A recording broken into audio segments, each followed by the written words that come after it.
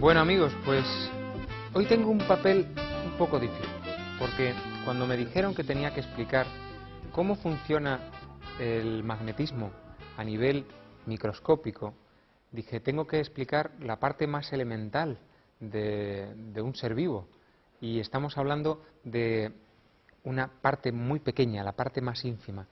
Y son temas que cuesta a veces entender. Yo lo he comentado pues con infinidad de amigos.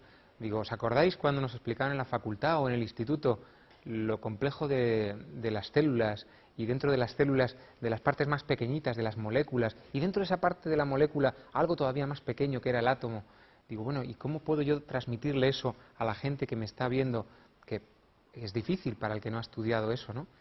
Digo, bueno, voy a intentarlo, es un esfuerzo, pero yo quiero que por lo menos con estos 5 o 10 minutitos de lo que voy a hablar, el concepto que es tan complejo como el universo, ¿no?, que es el universo microscópico, el microuniverso, se os quede un poquito más claro. Cuando yo quería explicar esto, dije, tengo que empezar por un concepto que le suene a la gente. Dentro de la complejidad que es la ciencia, ¿no?, hay un término que usamos bastante a menudo, todos, y que cada vez nos es más familiar. Y vais a decir, ¿de qué está hablando? El pH.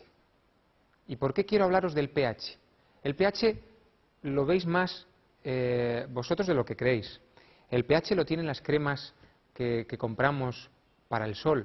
Veis en la etiqueta pH 5, pH 5,5.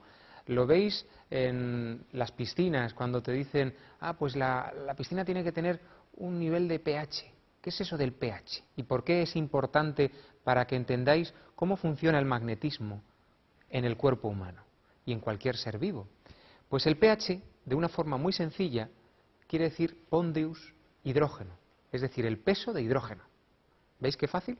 Yo digo, imaginaros que hacéis la cesta de la compra, y en la cesta de la compra pues tenéis verduras, tenéis productos de limpieza, tenéis mantequilla, cosas de los desayunos, galletas, mermeladas.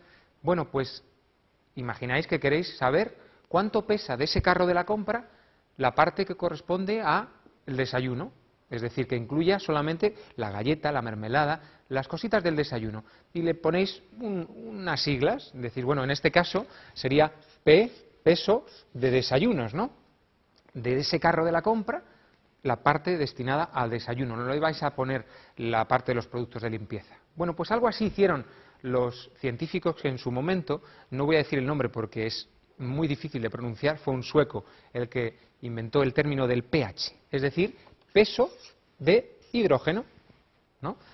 Vamos a pesar cuánto hidrógeno. ¿Y por qué es tan importante el hidrógeno cuando decimos el pH? Vamos a ver. El hidrógeno es la partícula más abundante en la naturaleza. El hidrógeno tiene una particularidad, que es, particularidad suena bonito, ¿no?, partícula con una particularidad, que tiene una carga positiva. Es decir, está cargado eléctricamente, tiene una carga positiva. Recordar eso. Entonces, cuando decimos el pH se le han puesto una serie de cifras para entender si algo tiene más o menos hidrógeno. Cuando decimos que algo es ácido, todo el mundo sabe, hablamos del vinagre, hablamos del limón, esas son cosas ácidas, ¿verdad? Pues vamos a ir entendiendo un poco de dónde viene eso. Cosas ácidas, lo contrario a lo ácido, le llamamos alcalino o básico. Entonces vamos a poner los dos lados, alcalino o básico. Algo que es básico o alcalino. Cuando decimos alcalinidad, alcalino, pues entonces nos estamos refiriendo a lo contrario de lo que es ácido. Eso todo el mundo lo entiende. Por ejemplo, que el yogur no es ácido. El yogur es más tirando a alcalino, ¿verdad? Sin embargo, si decimos ácido sulfúrico, nos suena a ácido. Si decimos ácido acetil salicílico, nos suena a ácido. Todo eso es ácido.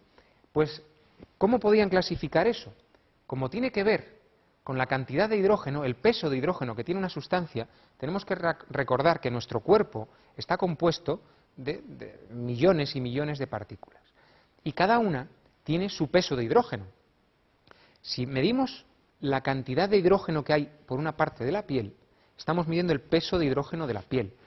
el peso del hidrógeno que contiene la piel suele ser un pH 5,5. Pero hay sutilezas en el pH, ¿no?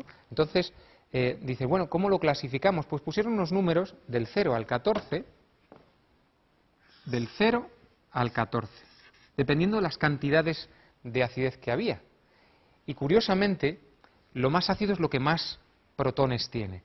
A veces mucha gente se confunde. Dice, si entonces tenemos un pH que sea un pH el medio entre 0 y 14, ups, que eso se está desmontando, pero bueno, a ver si lo podemos sujetar. La mitad del 0 al 14 estamos hablando de 7. Y este es el que oficialmente consideramos un pH neutro, un pH que está en medio de los dos términos. Estos números no salen por curiosidad o por casualidad, ¿no? Este mismo sueco que inventó, que es impronunciable, pues realmente hizo una fórmula, creó una fórmula que tiene que ver con las matemáticas, con los logaritmos, pero al final viene a ser que nos mide la cantidad de partículas de hidrógeno que contiene eso mismo. ¿Vale? Bueno, vamos a ver si no nos hemos perdido demasiado. Entonces estamos hablando que el pH es el peso de hidrógeno que tiene cualquier sustancia o órgano que midamos. La piel tiene un pH 5,5. Si nos acercamos a pHs ácidos, tenemos más cargas eléctricas positivas. Hay más hidrógenos, pues más positiva. Entonces esta zona está llena de cargas eléctricas positivas. Y entendemos que todo el cuerpo, todo organismo vivo, se mide en función de su pH y todo contiene un pH, porque tiene un peso de hidrógeno, de esa sustancia fundamental, ¿no? Y a medida que nos acercamos a un pH más alcalino, parecido al yogur, a la lejía, pues tenemos una cantidad menor de hidrógeno. Y esto lo que nos mide estos números, pues es la cantidad de pH. Vamos ahora rápidamente a entender cómo es un átomo. Un átomo, esa parte tan ínfima que hay dentro de una célula. Dentro de la célula hay un montón de organelas, nos reducimos al tamaño de las moléculas. Y la molécula es todavía muy grande para un átomo. Nos vamos a la parte más pequeña, que es el átomo.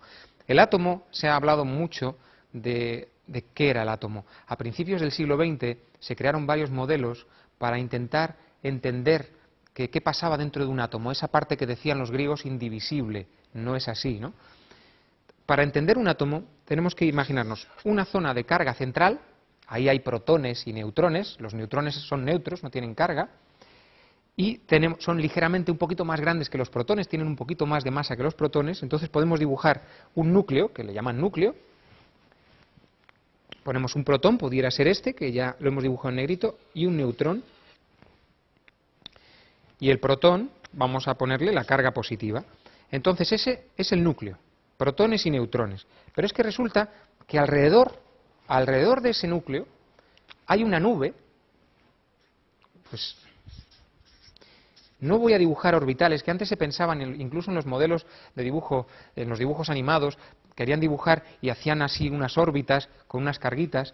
Ese modelo ya se desfasó porque era más impreciso, la realidad es más imprecisa que todo eso. No los electrones, que es lo que está en esa nube, con cargas negativas, que es a donde quiero llegar.